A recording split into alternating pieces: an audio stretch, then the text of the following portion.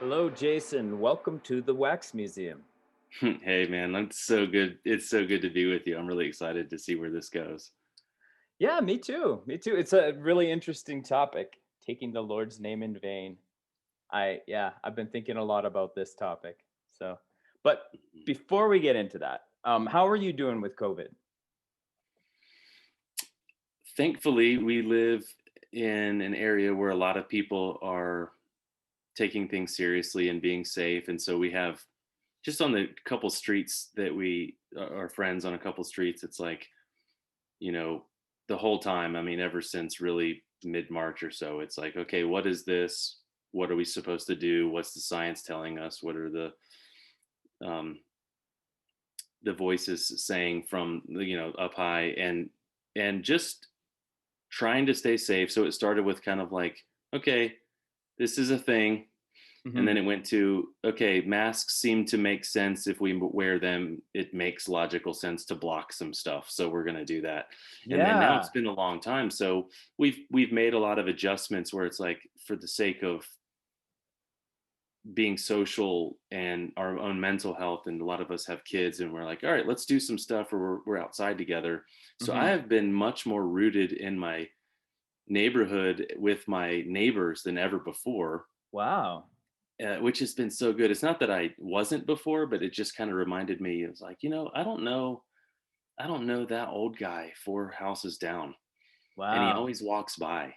And Hmm. so I just go outside and talk. Obviously stay distant and everything. And but it's been nice that even though there's a lot of polarization, and I definitely know some people that have mocked the whole thing. I've been in some social settings where I have a mask on and someone says, "Oh, you're one of those," Yeah. But thankfully, the my actual friends and the neighbors that I'm around, it's kind of a mutual understanding that we're gonna err on the side of safety. So that's been good. But thankfully, I don't know anyone who's died, and there's been plenty of people in the area that've gotten COVID and stuff. But thankfully, everyone's been okay. It's good to be somewhere rational. Like it's funny because like you think Canada would be more like that. I happen to be in the most redneck province in Canada, and so we do see a lot of that, like kind of these protests, Hmm. walk for our freedom and stuff like that. There are those people. I don't know what percentage of people are like that, but we've seen our numbers go up, and it's been crazy too because we have a conservative government, and so they've been doing what they can to open up things. But then we Hmm. got to a point where our hospitals were basically full, and so Yeah. they're like, we have to put restrictions back in place, Hmm. and so that's where we're at now. And they're starting to open up again, but And the same here. It's the mhm, same story. I'm in the mountains of North Carolina, and so historically, the southeastern part of the United States is kind of what you're describing, kind of in general, it's kind of like that. But this town that I'm in is an interesting hybrid. Um, I mean, I know you're in Canada, but you know what I would say if I would describe something as either red or blue politically, right? yep. So it's it's a ocean of red with a little tiny blue dot in it, and that blue dot Huh. is where I live. Oh, interesting. Yeah, and it's because it's the mountains of North Carolina are historically more impoverished country, Hmm. and then I live in this town where there's a university that has grown pretty significantly. For years and years it was 1,000 students or something, and then it grew and grew and grew, and now there's 20,000 plus students, which takes up more and more of the identity of the town. And then there's more faculty that move there, so there's more diversity of ideas. So what you have is in the heart of this, Boone is what it's called. In the heart of Boone, it's kind of this blue dot. And then Hmm. if you drive 10 minutes in any direction, it is not anymore. So as a pastor that's more in kind of the progressive realm, or I guess more progressive, anyways, progressive realm. Sounds like I'm talking about weird stuff. Anyways, I put that weird. But I anyways, get it. in the more progressive in persuasion, I guess, Do you get any pushback within this community, or is that relatively normal for them for a pastor to be more progressive? Now, are you speaking of COVID or just in general? I guess politically, like, and I mean, the funny thing is that just there's a sense that in most cases, the people that wear masks are considered Democrats, and the Right. people that don't are considered Republican. Yeah. And there's plenty of in between there, but I get it. It's Yeah, totally like this oversimplified way of identifying the tribe. yeah, it's so binary. Yeah. It unfortunately is. I would say Hmm. the town and the area has a mixture. So you have some churches that the title on the sign, you know exactly where they're coming from all the way to the right. You would guess exactly what it's like, and you'd probably be right. And then there's some churches that are known for being all the way to the left, and you know exactly where they're coming from. That's probably the minority numerically, is the further left. And then I'm part of a church family that is, it's actually a beautiful thing, but it can be hard. And that is, our church family is not one that you would obviously know which side that it's on, so to It's speak. good. And so what that means is there are people in our church family that uh, the second week in March emailed me and said, just wanted you to know, love you, but I'm not going to be there for a while because there's this thing called coronavirus, Hmm. and I'm getting a little worried. And so we're not going to be coming, but it doesn't Hmm. mean anything negative against you. I'm just erring on the side of safety. And then 2, 3, 4 weeks later, there were people in the church that was like, this isn't even a thing, you know? Hmm. And even before COVID, pick a topic, pick a polarizing topic, pick an election, not just the most recent couple of elections, but there were people that sat a couple rows away from each other that were opposite in their voting. There's not a Hmm. lot of, unfortunately, there's not a lot of racial diversity in our church family, Hmm. but there is a lot of political diversity. So whether it's LGBTQ Hmm. topic or abortion or whatever, Yeah. pick your thing, there are people that would probably assume that I agree with them Hmm. on So both you're sides. Yeah. So you're pretty, like, you're deliberately a bit ambiguous on those things. Except for, I guess if I'm honest, except for when I really feel strongly about something, I guess you could Mhm. say. But Mhm. then there's also ways to, a lesson I learned a really long time ago, which was public statements are for public settings and private statements are for private settings. So there Mhm. are some conversations I have with people that I haven't said on the stage, because it's some things you say, if you say them on a stage in front of a large group of people, there's really not much of an ability to have a conversation. They're only No. hearing one statement. No. Yeah. And so sometimes I tell people, this is what I actually fully think on this topic, Mhm. but it's because this isn't, it's for us to talk. It's not for them to just listen to the sermon and decide whether they approve of me or not.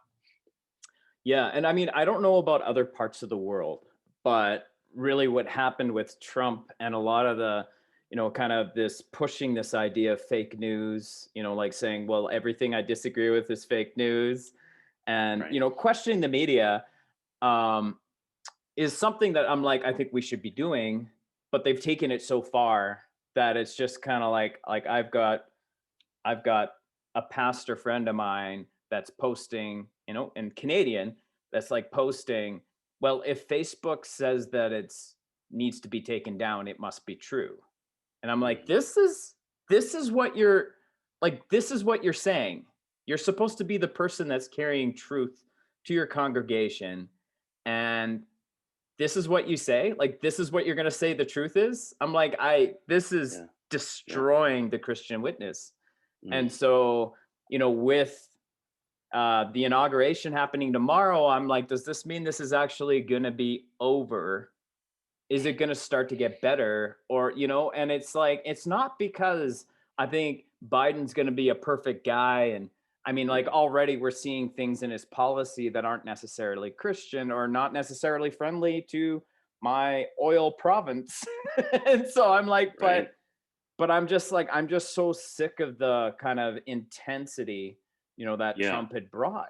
And and there should be in any government of any country, there should be dialogue and differences and wrestling with ideas and yeah, things such as, I don't know exactly what, I mean, I know, Alberta, I know there's oil, but yeah. the Edmonton Oilers, so that's how I know. But like Yeah, but but debating about the implications of those kinds of things and what that could do to places, that doesn't trouble me when there's a disagreement as much as these no. extreme ideas and tribalism Mhm.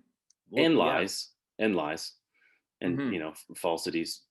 That's what troubles me because I've been a grown up long enough to see leaders come and go and presidents come and go, and I don't consider myself someone that is deeply involved in politics, but I Yeah. try to keep up.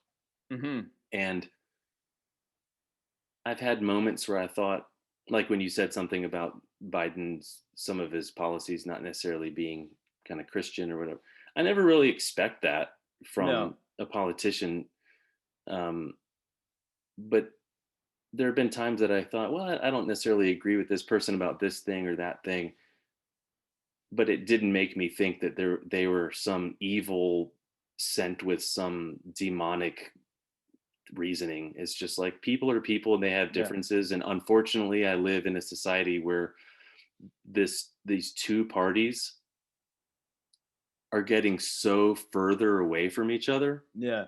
that Yeah. because of the tribalistic identity of them, if you are in one of those parties, if you have an idea that is in any way differing from the furthest extent, you're not in the tribe anymore. And then you're lonely in the desert. Yeah. So the people that are in those tribes, they feel like they have to keep pulling further and further. Because if they say anything that even sounds like the other tribe, I mean, this tribalism, right? That's Totally. wars since history of humanity is based on this stuff. Well, yeah, and this polarization, right? And like what I see is, like it's easy to write off the Republicans because they've been labeled as racist. Right. It's Yeah. You easy just, to write off the Democrats because they've been labeled as baby killers. Like how that's it. horrible are both of them, right? That's it. And all you have to do is anecdotally use a story about it, and then you have your reasoning to stay in your tribe. Yeah, it's one issue. And I Right. mean like and I'm not saying that we should take racism lightly.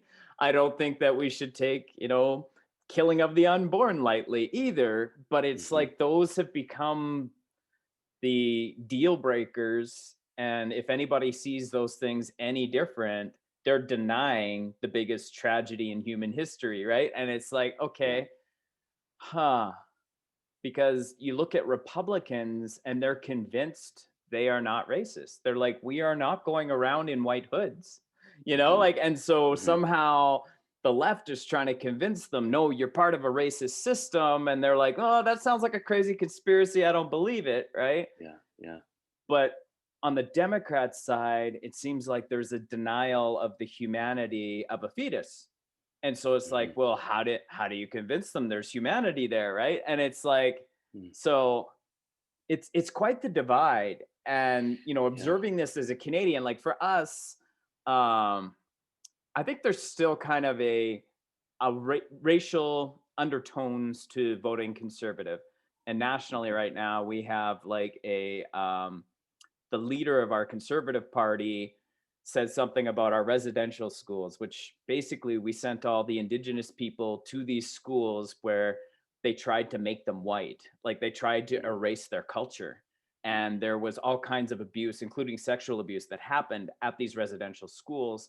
And the leader of our conservative party kind of told a bunch of college students, not everything about the residential schools was bad. And it's like, yeah, that's kind of like saying not everything about slavery in America was bad, right? Like it's like this is not a You just place to don't go. say things like that. It's Yeah, it's and so wrong. it's Just like, yeah. well, you guys are already tagged as racist, and now you do that. Like that's not good. Hmm. And so and then when it comes to abortion in Canada, we don't have a law for abortion. Um, Okay. it is government funded, so I'm not even sure how that works, but we don't actually have a law.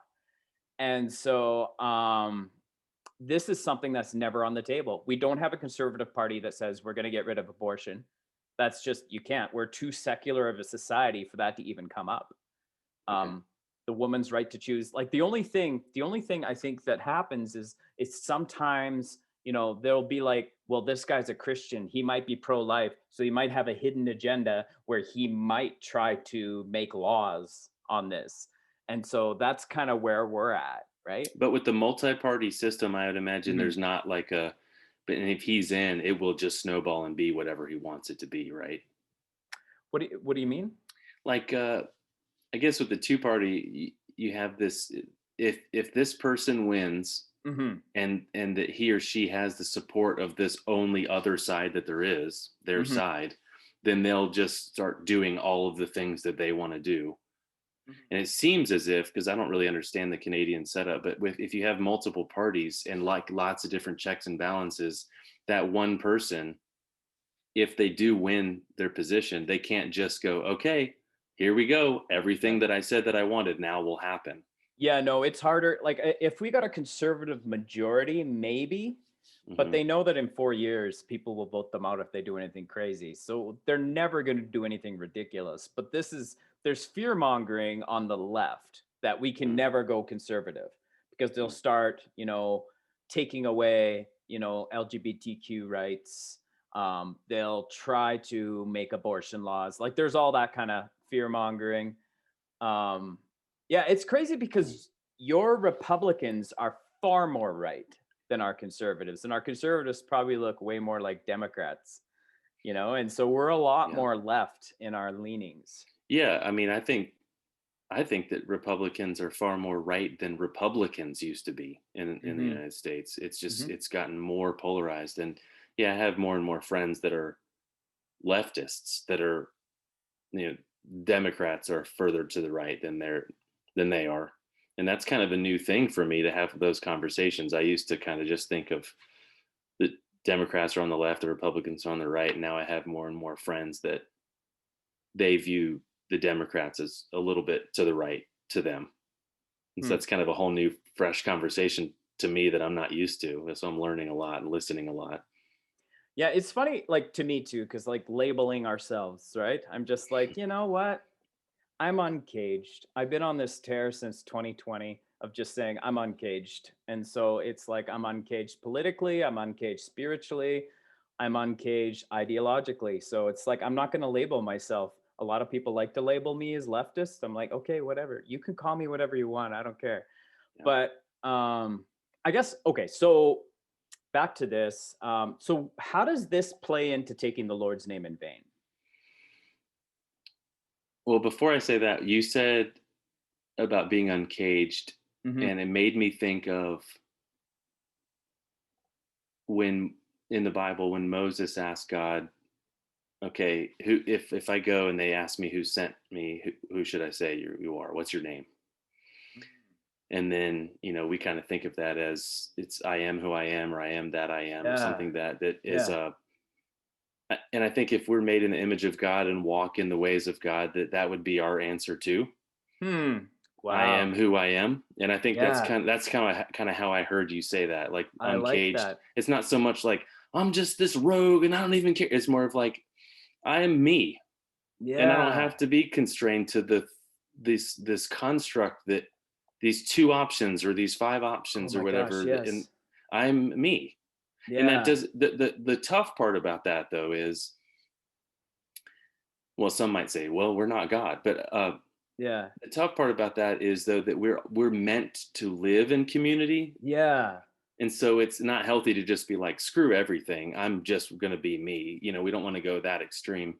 But in terms of labels, though, that Yeah. to acknowledge that every single human being is unique, as cheesy as that sounds, and that Totally. we don't.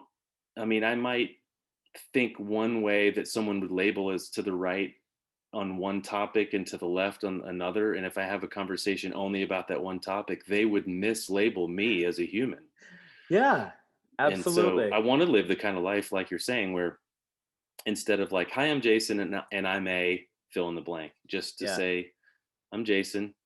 And I guess if we're in relationship with each other long enough, we'll get to know each other and probably never get to all the depths of it, but you'll see me as me. And I also want to view other people like that. And I think sometimes in these polarizing times that gets harder and harder because I hear trigger Yes. words and Yeah. I get tempted to label them. Yeah. I'm like, well, if I'm gonna ask that people don't label me, then I need to love your neighbor as you love yourself, kind of thing. I want to not do that to them.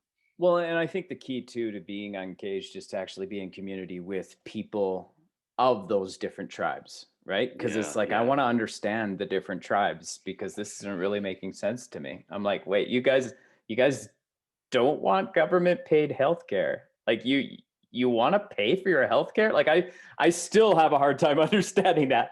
But Well, my Canadian yeah, friend in Edmonton, I remember yeah. 10 years ago having this conversation because I'm born and raised in the United States of America, and I just have certain things that got embedded in me that I just think are the way it should be, even though I haven't really thought too much about it. One of them was we went to Killarney Provincial Park in Northern Ontario. We were on a ferry, and I pointed at these little islands and I go, "So who owns those islands?"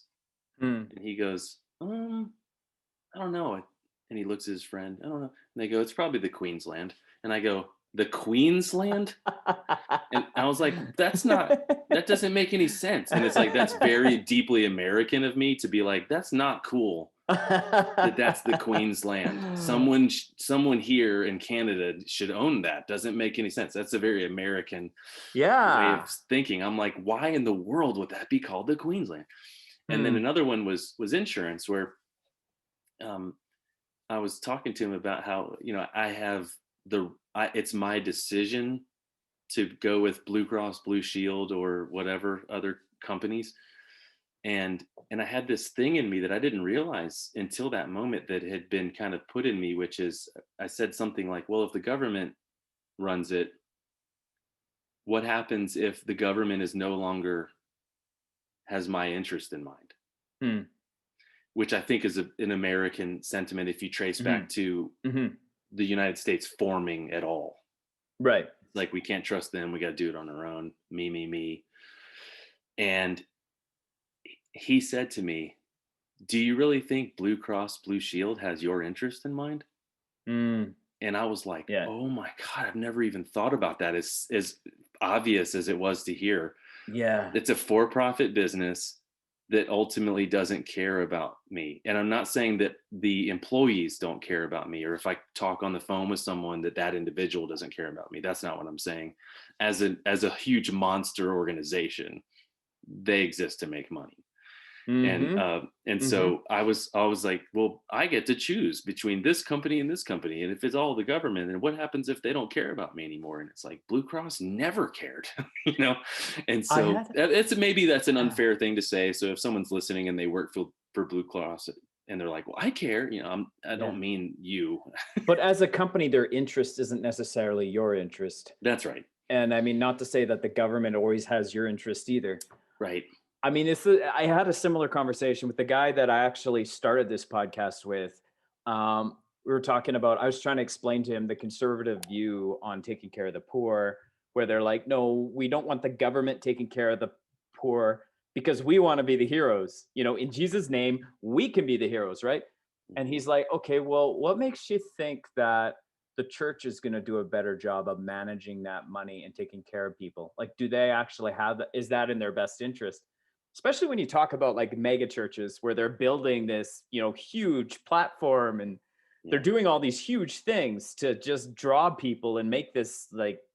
Yeah. And so I mean, and I think even that starts to kind of play into our topic because it's like I think it's almost like I think what happens is it starts with us trying to find identity, and we Mhm. find identity within a group, and that leads to a sort of idolatry. But then we label our idolatry as Christianity. Mhm. And then that's when it's like, well, this is what Christianity is. Right. And And I it's not. think that's what you were driving at in your tweet when you were talking about taking the Lord's name in vain. Is that correct? I think so. Yeah, it wasn't so much about a specific party or candidate or anything like Hmm. that. And yeah, you nailed it. For me, it really traces back to, I kind of nerd out on like Hebrew and Greek and Aramaic and all that kind of stuff in the Bible. And the in the 10 commandments, the ten words, the words that were spoken Mhm. on the mountain, right? And so they just get labeled as, okay, there's a 10 list of rules or whatever, but the original context was like in the book of Exodus in the Bible was, I mean, the Jewish tradition is that is the first time ever that a group of people heard the voice of God, Wow. not so much an individual, i.e., someone like Abraham or Moses or something, but a group of people. And so the tradition is that Moses was on the mountain, but they still heard it at the bottom of the mountain at the Oh. base. Uh-huh. And the reason yeah, it's said in the Bible, because they said, next time God speaks, just have him speak directly to you, because if we ever hear his voice again, we will die. So that's how Huh. dreadful it kind of was. Wow. And in the outside of the Bible, the tradition is, or part of it is that the whole world heard it. Hmm. So that's not in the Bible, but the point is, it was a big deal. And it's not just a list of 10 things to remember to do and be like, oh, I'm pretty good about not lying. And I definitely am not going to murder. It's like this big deal. And so one of them was this: do not take the Lord's name in vain, or do not misuse the name of the Lord. And so I kind of nerded out on the Hebrew. And so the word for take, or carry, it's this word NASA is how I say it. The reason Mhm. it's probably not how you pronounce it, but so picture the space shuttle, Mhm. NASA, Mhm. carrying, going up in the air. So it means to like take or bear or lift. So a flag that you would carry, picture Mhm. war, Yeah. or going through the desert with your people, and you're carrying your flag to identify the people group that you are as you're Mhm. walking. And so that Mhm. could be war or not war, but just an identifier of your tribe.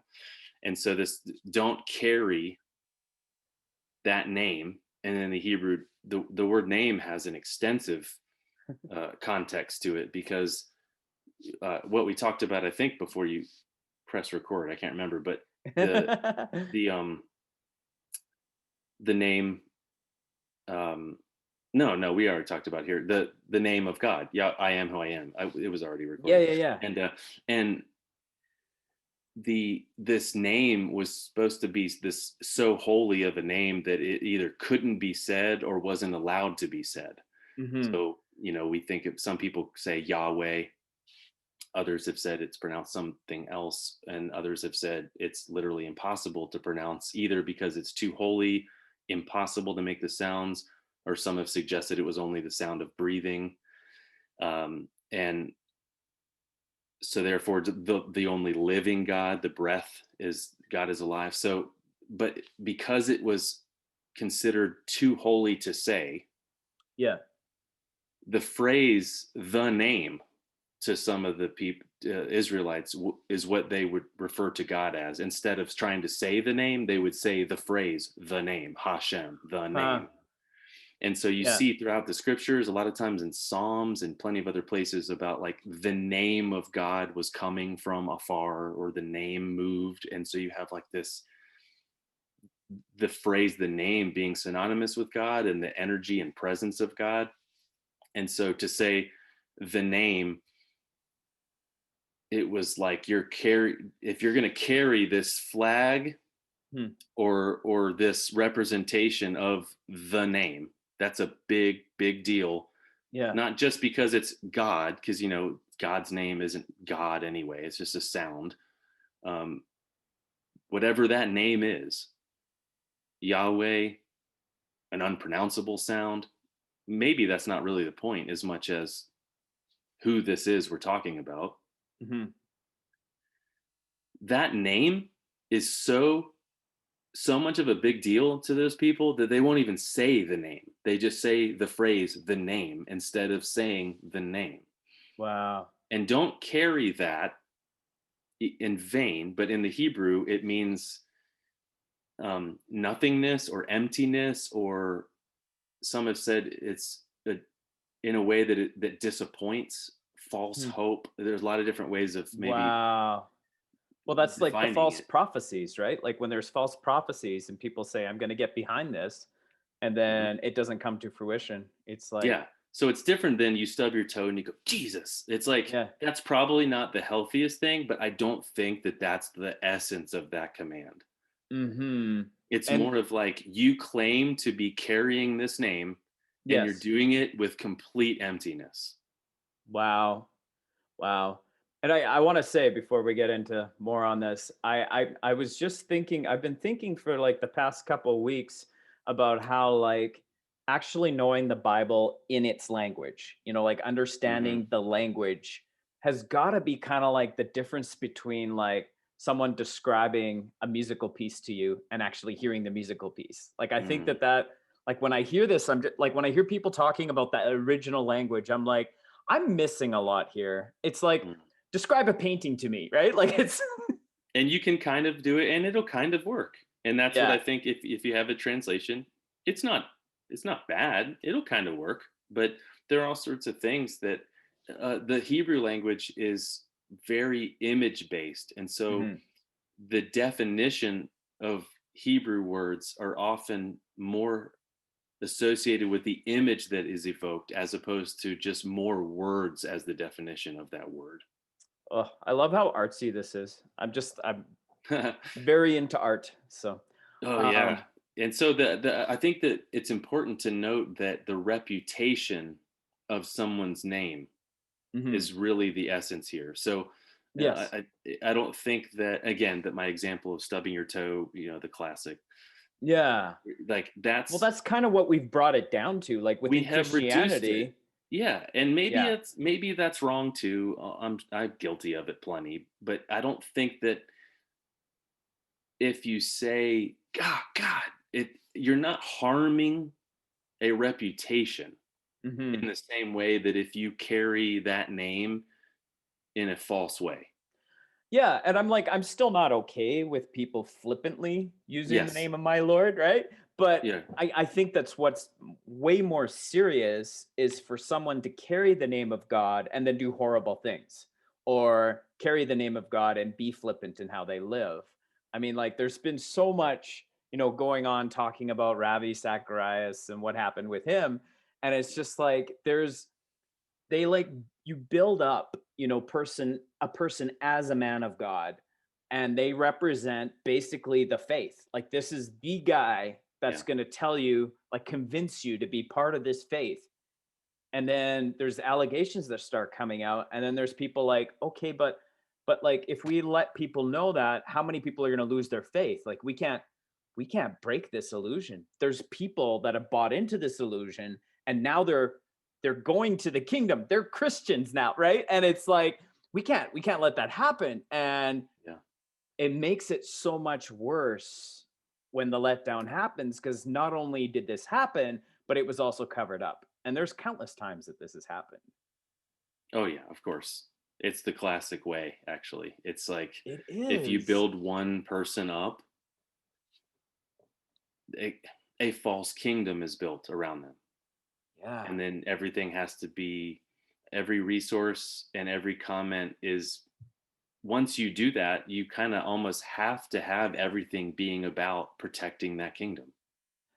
Yeah, and I mean the other way to go is to just be like, "Oh, well, we're all sinners. We're all." I mean, that was kind of, the way that people have defended so many people too, and just being like, "Oh, we're all sinners and it doesn't matter anyways." And I think like the honest way of doing this is to, live out the example, well, maybe not live it out completely, but look at the example of Paul and how Paul said, "Follow my example." And it's like, I want to be able to say that. But what that means is, like, I'm going to say, follow my example. I'm okay with saying that, knowing that when I fail, I'm going to face up to it and I'm going to seek restitution. I'm going to, I'm going to seek Yeah. forgiveness. I'm going to repent. I'm going to show people how to humbly admit my mistakes. Yeah. And so what you're doing is you're admitting that you make mistakes, and Uh also huh. you don't have a false kingdom that you're protecting. No. because like an example of someone who's been built up, and then there's an epic, they found out about 30 mistresses, and Yeah. it's like, yes, we make mistakes, but let's rewind time and say when the first mistake happened, we maybe we like to trick ourselves into thinking we would never do the worst things, but we Hmm. can't play that game and act like we're not capable of those same things, right? Hmm. But rewind time. If there's not a false kingdom built, then when mistake number one happens, that what you just described was possible then. Of Yeah. Yeah. this was a regular person who is who made a very bad mistake or whatever mistake, Yeah. and before it got built up so big, it could have been like, oh, repentance, reconciliation, Yeah. forgiveness, healing, maybe not continuing in the role. I don't Totally. know. It depends on the Totally. circumstance and the sin, right? But Yeah. um, like when people say, "Well, all sin is sin; it's all equal." I get it No. theologically, but if somebody goes, "Yeah, I ran 3 miles today," but you look at the app on their watch and they ran 2.7 miles, that's a lie. But let's not eliminate them from their job quite yet for that. Or Well, they it's a they matter of sped whether the you're speed giving limit them. too fast. It's like, come on, that's you Yeah. don't remove somebody. But when it's built up and it's covered and it's a lie, that's different. It Well, just I is. think the difference is whether they use their power to do something terrible. Oh yeah, that's a Because it's huge like part of this. you Yeah. don't give them back that power. Kind of like if someone watches Mm. your kids and they do something horrible to your kids, They're you just don't not let them watching watch your them kids anymore. again. And Right. so I think there are some people that shouldn't be, reestablished on a platform. Yeah. Hmm. I think it's important too with the command of not misusing. I like to it's use the Lord's name in vain is one way, but I think of don't carry the name into emptiness or don't misuse. And if you use the phrase misuse, it can then bring to mind maybe if you can misuse the name, does that mean that you can use the name? And I think throughout scripture, the answer is yes. There are people who called upon, I mean, people say and they pray in the name of Hmm. Jesus. We pray in Jesus' name, or, Hmm. using the name. So if you can misuse the name, apparently you can use the name. And so Hmm. there are phrases such as there is power in the name. And so people sing songs about this. There's power in the name of Jesus, evoking the Yeah. name of Jesus. So if you can misuse that name, maybe the reason you can so horribly misuse it is because you can also use it. And so you see, there's no name under heaven by which people can be saved. It's this name is a big thing. It's a major card to play. And so when somebody does something, if they were to just say, you know what, this is just how I see things, this is how I want to vote because I want this thing. Hmm. Okay, that's Yeah. your thinking. Absolutely. It probably some good in it, probably some flaws in it, but at least you've admitted that's what you want. Exactly. But when you evoke the name, it Yeah. changes everything about what you're claiming. Totally. Like when someone says to me, I had an idea. What if we did this? As opposed to the Lord told me, it's like you just evoke the name. And guess what? If you're wrong, that's a big deal. It's If you almost just like told me it was your opinion, I'm actually fine with it. it's like God told me I should date you. Oh, I Oh guess we boy. have to date now. Yeah. But Yeah, just leave God out of it. My yeah. grandma Faye used to say that all the time. Leave God out of this. She didn't mean it in this context, but I just always remembered that. It's like, man, if you would have not played the God card, I would have been so much cooler with this whole thing. So we can link God to our opinions, which would be a way of carrying it in emptiness, Mm, or in an empty way. mm, We could also link God to a person. mm, And I think, it was funny. I know for me, like as a teenager, I was looking for that credibility of my Christianity. Like I was like, all right, I'm starting to realize I can be cool and Christian. So that's awesome. DC Talks Jesus Freak, that helped. mm. Okay. Seeing a cool Christian with a cross inside their locker, that helped, right? but I was always looking for that like celebrity Christian. And then as a young adult, Mel Gibson came out with that Passion of the Christ, and I'm like, oh my gosh, Mel Gibson's one of us. And I got all excited about that. And then Mel Gibson got arrested and used like racial slurs and used Right. misogynist slurs. And I was like, ouch. And that's when I realized, oh my gosh, I don't want to link my Christianity to anybody that I don't know and put them on a pedestal. And so Right. then seeing, after that, there was like Justin Bieber, and I was like, just wait, just Mhm. wait, just wait. Nobody, don't get all excited, everybody. Kanye West, like there's all these people there. And I Mhm. was, like when Kanye West first, when it was, everybody said he's a Christian, I was like, you know, I'd be okay with Kanye coming to church with me, but I'm not ready to make him my pastor. Yeah, and just the idea of celebrity being attached Hmm. to being a follower of the Messiah is a bit ironic. And I'm not saying that it's wrong to be famous. Somebody has to be famous in the world. That's just the way it is. I mean, we make Hmm. movies and whatever. Somebody's going to be famous. So I'm not saying it's wrong to be famous, but attaching celebrity as the reason why you might like that person connected with being a follower of Jesus, it's a bit ironic, isn't it? That they they're a follower of the very one who didn't want that. Hmm. You know, Yeah. like Jesus was like, don't tell people. Yeah. I mean, he's become a celebrity now. You could say arguably the most famous person of all time, or one of a few, a short list of the most famous of all time. But let's be honest. In his day, not a celebrity, right? Hmm. Handful of people followed him. Crowds followed him a little bit. Got less popular, and they killed him. Hmm. And then we're like, okay, so now it's super famous hip person is the one that we're going to attach, and if they are Christian, then somehow we're making advancements in the world in the name. It's not the way of Christ. No, it's not. Well, I mean, and it's the same thing too when we talk about political, and it's like let's get as many Christians in politics as possible. And like one of my favorite books is Jesus is Untangled by Keith Giles. I've had Mm, him on the podcast a couple times. cool. But he said, okay, so you got like, all these people, I think Franklin Graham may be one of them. That's like, we need more Christians in politics. And Giles is like, to what end? Like, is the idea that then we can put in godly laws and we can finally have a Christian country? Because that's basically what the Old Testament was. Hmm, And the Old Testament proved that the law is not what saves us. right.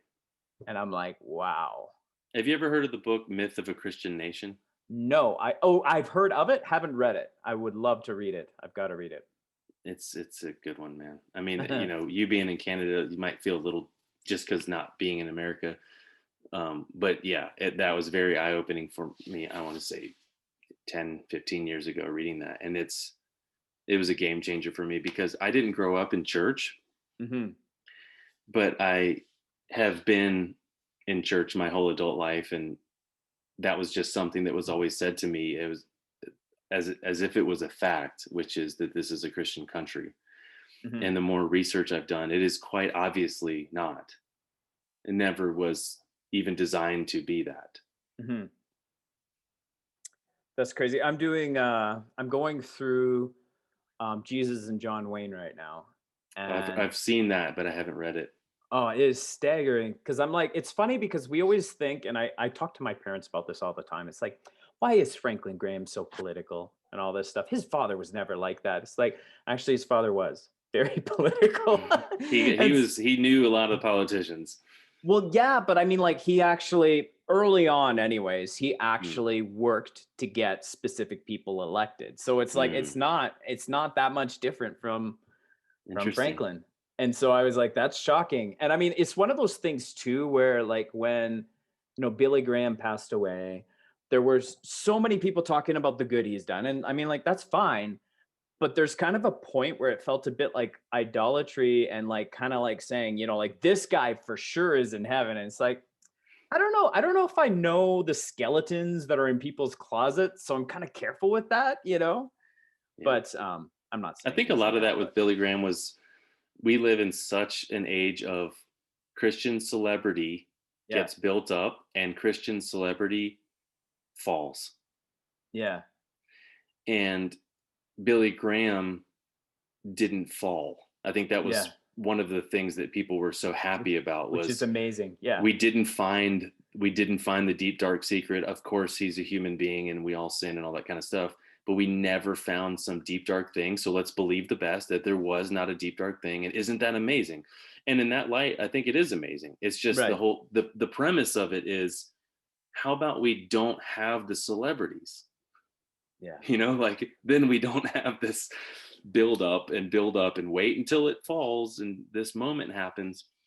Well, the funny thing too, though, with that is like, at what level is it celebrity? Because thinking Hmm. about like, it's like I've always kind of looked at like, what kind of narcissist would want to be president? Well, it's like, okay, well, what kind of narcissist would want to be a pastor?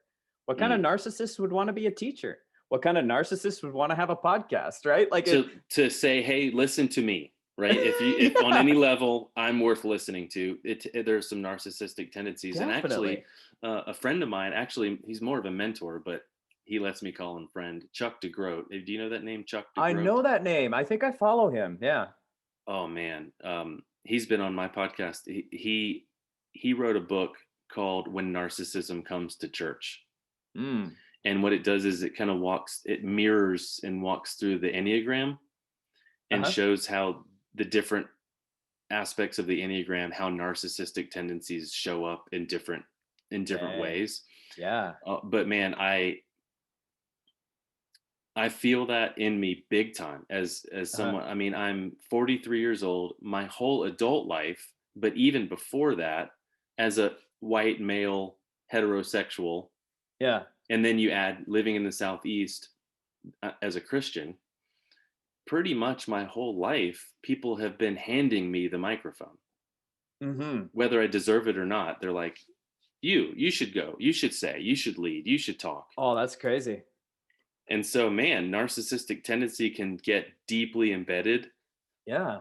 easily in that. And I Mhm. feel it, I try to fight that. I definitely think part of humility for me is not just magically, oh, I'm just going to be humble, but identifying when I sense that narcissism Mhm. creeping in and where I actually think, it should be me. So I can identify with that. And I think that there are some people, political leaders, religious leaders, that probably just never had any process to keep that in check, and then the beast grows and Yeah. grows into a monster. Yeah. Yeah. Yeah, no, see, and I think for me, like, the road wasn't that easy. It's like there was a point, I guess, like, 5 years ago that I could sense God saying, "You're gonna build your own platform." And I'm like, "Okay, I have no idea what that looks like." And I mean, this is what I am now. And it's like, and it's so much fun. And I'm like, I'm always like just shocked when anybody acknowledges they've heard my music or they've heard my podcast. I'm just like, "Okay, cool." But I'm like, I'm also kind of bent on this idea that I don't want to be distracted by my own reflection. It's Yeah, like right. I can't let that dictate what I do. I just need to be faithful to the work. Yeah, And like my work right now is I want to have conversations that need to be had. I'm like, I right. think this is a great conversation to talk about taking the Lord's name in vain. And I'm Yeah, curious about it and I want to yeah, have the conversation. Maybe people yeah, want to listen to it. yeah. I And mean, it was certainly it. I posted it on Twitter and on Instagram. mhm, I post more on Instagram than I do on Twitter, and it drew more attention than my norm. I normally don't get that many people paying attention to what I'm saying on social media, but probably because about 12 years ago I bounced out of Facebook and never regretted leaving. But oh, so you're not on Facebook at all, I have some account that's sitting there, but but you don't I use never it. log in or do anything. But it does exist. But um, yeah, I really think that the why I decided to say that phrase in that moment in history, and the context of it was related to the insurrection at the Capitol building. So that's the Mm-hmm. context about why I Mm-hmm. decided to say that. It's not because I want to align with a political party and that Right. I saw the other political party or something like that. It was, I used that phrase based on that, that verse, that the part of the 10 commandments, and this phrase that we're used to. I saw flags Yeah. bearing the name. Yep. Um, Again, it wasn't just we like the other candidate and we want it to be what we voted for. Yeah. That's our right to do it, to stand outside and to say we disagree. Yeah.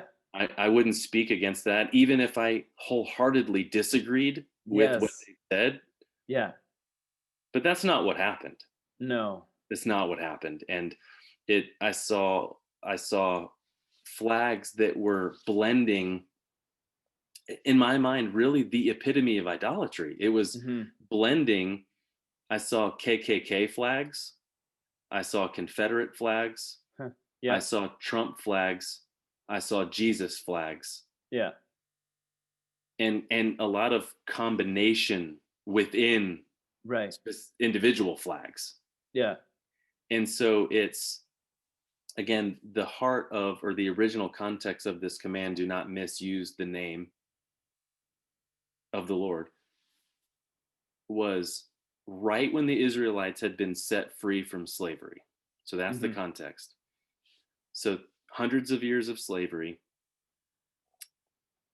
And I'll just go further with it, that in ancient Near Eastern culture, different societies, different countries believed that they had gods in their land. Right. And that it was typically believed that that god or those gods had power only in that area. Right. And so the god, to the Egyptians, the god of the Israelites, what we would call God or Yahweh or something, Yeah. it was assumed that if that God exists, that that God had authority in Israel, but not in Egypt. Mm-hmm. And so for Moses to call upon that name, and something happened, i.e., the plagues and the freedom existing that led to Passover and then being set free, was a bit unheard of in the ancient Near East, where the God of the place over there came here, Mm-hmm. which means that God would have had to leave that place, go through the desert, and then in ancient, or the wilderness, right? The 40 years of wilderness. And it was believed in the ancient Near East that there were no gods in the wilderness. It was godless in the Huh. wilderness. Yeah. So that means Yahweh, that what they would have thought, the Egyptians would have thought, Yahweh left that mountain, came all the way here because of love for this specific people, Mm-hmm. set them free. Then they're free, and it seems like yay, freedom. But what happens when you're set free? The next step is wilderness. Mm-hmm. And to use your uncaged analogy, sometimes if you leave the cage, then you don't know where the heck to go. Yeah. You're Yeah. you're in the wilderness. Totally. And so they just left, and now they're in the wilderness. That's when the command was given. So my name came all the way over here, and now you're free. Don't misuse that. Don't carry that in a way like it's no big deal. Don't act like you did it. Don't act like it's nothing. And so the picture that I posted was, and I don't even, I didn't do all my homework. I don't know where those people were exactly in relation to the Capitol building or whatever, Right. Right. but they were still the people with the flags. They were Yeah. they were carrying the name. Yeah. To make a connection that using hate and violence would be connected to the cross is actually ironically quite fitting, but on the Mm-hmm. wrong side of history. Yeah. And here's what I mean. The cross, we like to think of it, if you're a follower of Jesus, you think of it as this really beautiful image, and it is, of what it represents concerning salvation, but it's a murder image. Yeah. And so they actually were using murderous language and murderous flags and murderous, ways, and then put up a murderous symbol. Yeah. But it's like you're acting like the people that killed him, right? Yeah. Instead of the people that want to follow him. And those that want to follow him, and even though we make mistakes and don't represent accurately all the time and don't carry that name properly all the time, of course, I'll be the first to admit, like, oh man, how many times I've miscarried and misused the name, right? But the way of Jesus apparently would be to lay yourself down for the world. Right. That seems to be, I mean, regardless of which denominational expression or, Jesus of Nazareth, in unconditional love, sent by God, laying himself down for the world, or something to that effect, Right. doesn't look anything like what happened at the Capitol building. And so to Yeah. claim that that is the manifestation and the fullness of finally the people that follow Jesus can build up and say the thing that needs to be said in the way that they said it. No, it's just not. And Mm. so I found myself in conversations with some friends that went, that's pretty much what I think of when I think Mm. of Christianity. Living in the Yeah. Southeast, Yeah. there are those flags here. The Yeah. flags that I saw on the television are the flags that I see here. Yeah. And it saddens me to think that I have people in my life that when they hear the name Jesus, they think, where have I seen that name? Oh, that's right, on that flag that I saw. Yeah. And so that's the name that's being carried in an empty, false way. And it's very difficult. So I just was like, I normally don't say things. I try to be as positive as I can on social media. And Mm-hmm. I was just like, that's misusing the name. That's the essence of it. And to me, it offends me much more than the anecdotal story of someone stubbing their toe. I don't even really, it's just a thing. It's just a thing that people do sometimes.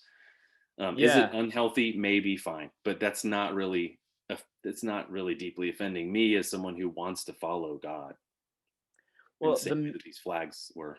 misuse of the name is such a beautiful way of putting it. Mm, Like it gets to the heart of the issue. mm, You're saying they misrepresented the name.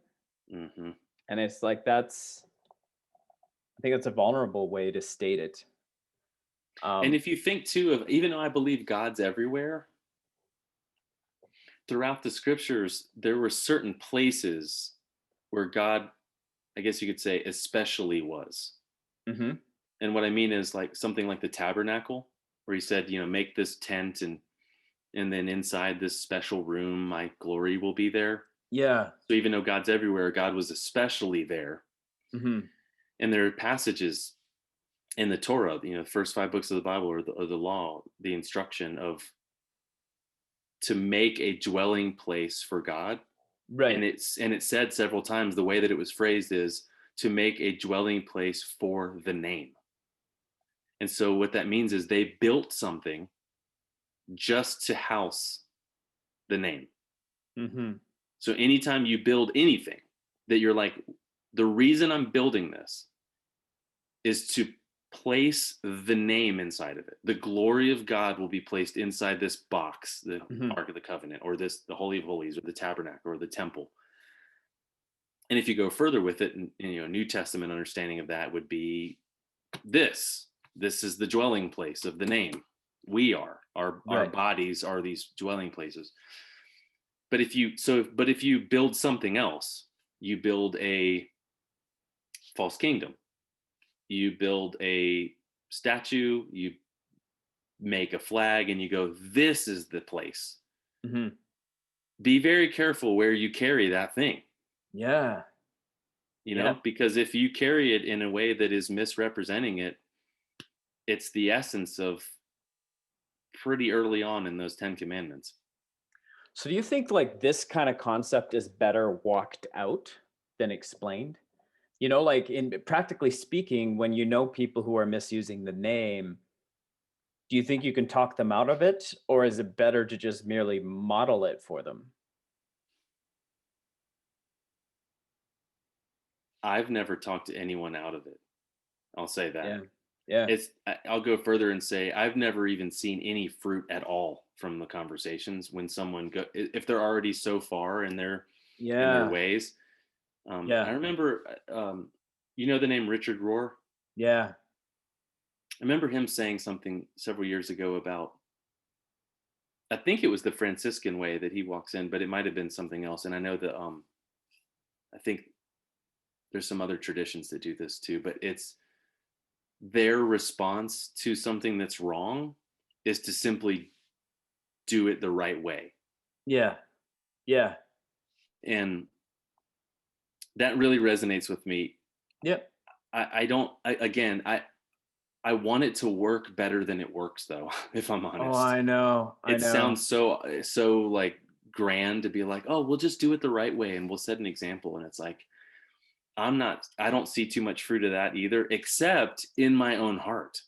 Yeah. You know, when I Yep. try to argue with someone and tell them they're wrong, I don't see much beauty in my heart. But when I say, No. "You know what? I want to walk in the way that my life is more fruitful, the relationships that I'm in are more fruitful."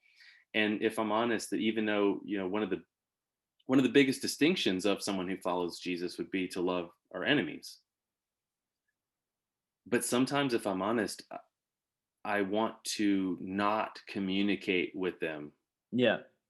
at all. And I don't know Yeah. really where that puts, if that's really the way of Christ. I don't It's know. there's such thing as healthy boundaries too, and There we so go. that's That's so that's true. the difficulty, right?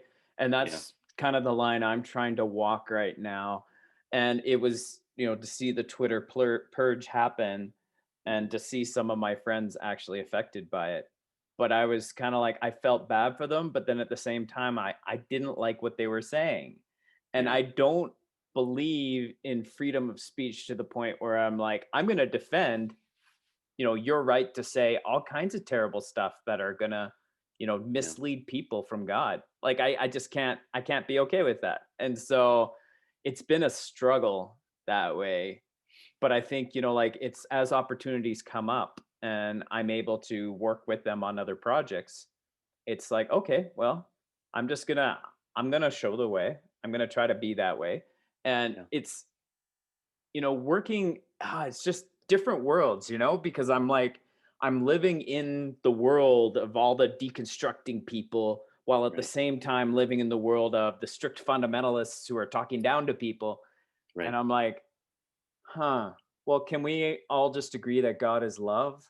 Can we pursue love? Like love is, it's like if you Yeah. actually pursue love, I believe you will find God.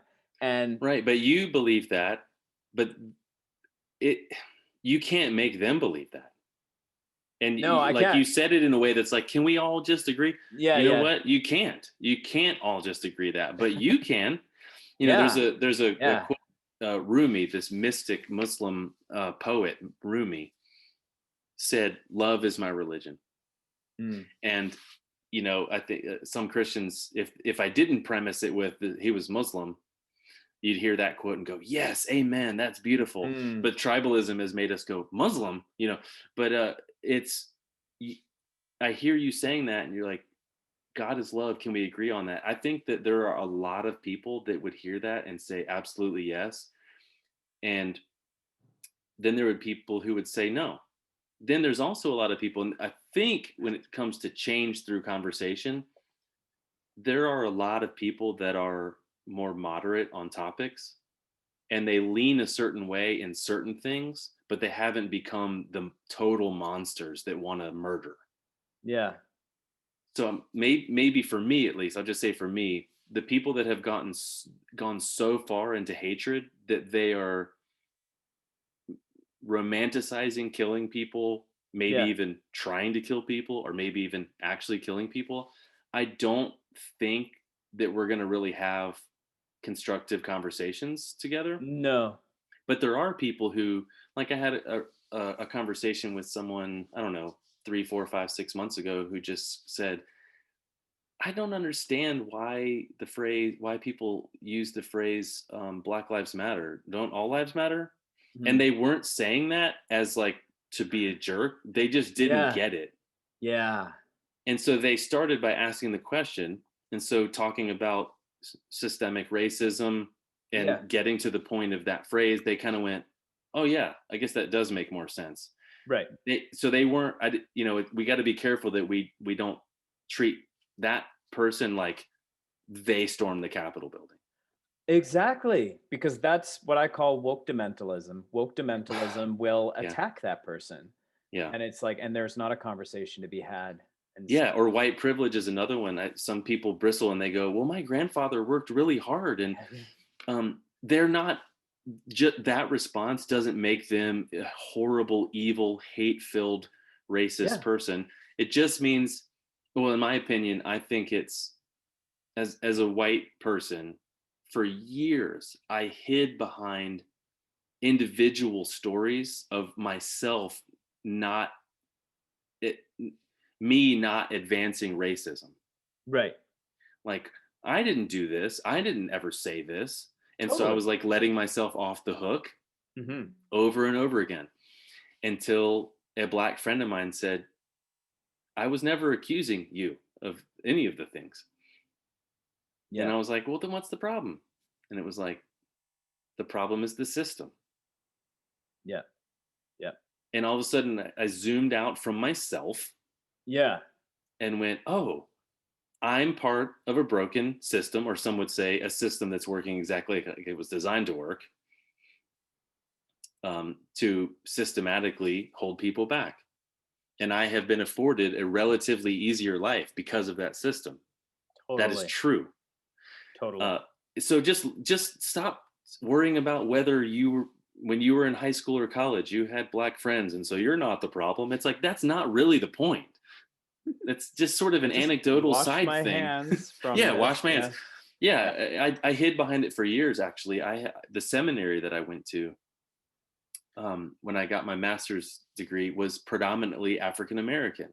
Hmm. So I used to all the time be like, "Oh, I went to a school that was mostly African American, and most of my professors were black," and So it I was know what like, it's like. No. and it's like, Yeah. okay, fine, you went to a black school. We're not talking about you. Hmm. you know, we're Hmm. talking about us. Well, and that's it. And I think that, and I think we're just about wrapping up here, but I think that like how we carry the name will be different to different people. Mm, yeah, it's got to be. That's got to be true. And carrying the name that might not always even involve speaking the name. Absolutely. Like Absolutely. I carry the name in here in this tabernacle, right? Hmm. This flesh skin tent This called meat me. bag, Yes, that's great. to get all biological. That's Um, great. all right. So you have a book out, which I have not read. The whole thing, the story of the Bible through 6 images. Yeah, man. Can you tell me a little bit about that? Sure. It really started with me wanting to try to simplify the entire narrative, Hmm. and but it evolved into is really became more about the word whole in the whole thing. So it's 6 images, so hopefully someone that reads it's a really easy quick read, 150 pages or less, and read it in an hour or two, so that it's memorable, like, oh, the whole story. If I just remember these 6 images and what's connected with it, I'll basically understand the story, not like some Beautiful. exhaustive thing, but I think I get it. And I was trying to be creative and not have it be like a cross and a tomb. Like it's not like that. It kind of summarizes the Torah, which is the first 5 books of the Bible, the prophets, the poetic writings, the Gospels, the early New Testament letters, and then sort of the end where this is all headed. But it evolved as I was writing it. I realized what I really wanted to say, and this might be based on kind of where I live, is that I for years and years have heard Christians speak in terms of the narrative of the Bible through the primary filter of brokenness. Hmm. And I think the entire story is about wholeness. Huh. So that's why I called it the whole thing. I think the narrative of the Bible is there's a trajectory that is constantly moving towards wholeness. And Huh. it was kind of my response to, I just hear so many people, and for years and years, it was like, if you ask somebody, so tell me the story of the Bible, and they go, okay, point number one, you're a sinner. And it was just sort of like, man, that's a really lame opening to a story, you know? And Yeah. it's not the opening to the Bible. Wow. The opening to the Bible, well, first of all, God is the subject at the beginning, but when you get to the us part, what's the first thing you find out about us is that we're made in the image of God and we're Yeah. called good. Yeah. And that it seems scandalous to some Christians to even say that, because Yeah. we've been trained. It's like, no, no, no, we're bad, we're bad, we're bad. It's Yeah. like, no, no, you're talking about partway through the story when things got broken, and then this trajectory towards repairing it. I get it, I know the language, but this story is about wholeness. And so it's the six images is hopefully a way for people to understand the whole narrative in a really simple, concise way. But the reason I wrote it wasn't so much just to have the six images be memorable. It was like, how is this ancient book about wholeness for us and for Beautiful. everything? Beautiful. I absolutely have to read it now. Um, okay. So you also have a podcast, Things About Things. I love the Things title. about things. It's so funny because on my other podcast, ADD Masterminds, I was talking about how older people will always be like, I know things about things. And that's kind of their thing. Like it's like, well, I'm at this age now. Now you have to listen to me, even though if I'm not making sense, right? But I'm Mhm. assuming your podcast isn't like that. I don't know. Maybe it is. Maybe it'll become that. No, it's mostly I 99% of the time it's me interviewing one of my friends Hmm. that is an expert in something. Cool. And so instead of just me talking and saying, I've got another idea, although sometimes I press record and I do that, it's, I have a friend who is an expert in roasting coffee Oh, and owns a successful, coffee business and does the fair trade and all the healthy, really great ways of doing that. And a cool. friend who started a brewery and owns a successful brewery. So we did one on beer. So it's like the topics will be like coffee, beer, chocolate, um,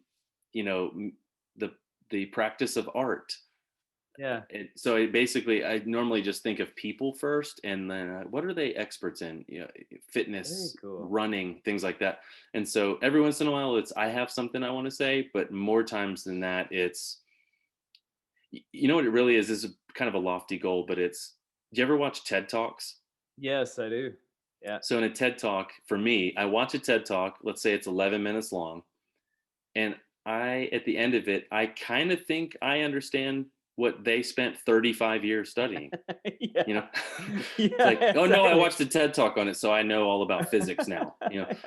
And my goal for Things About Things is, if you see the topic, if you click and listen, at the end of about 45 minutes, you'll be like, I think I get it now. I think I know how to roast coffee.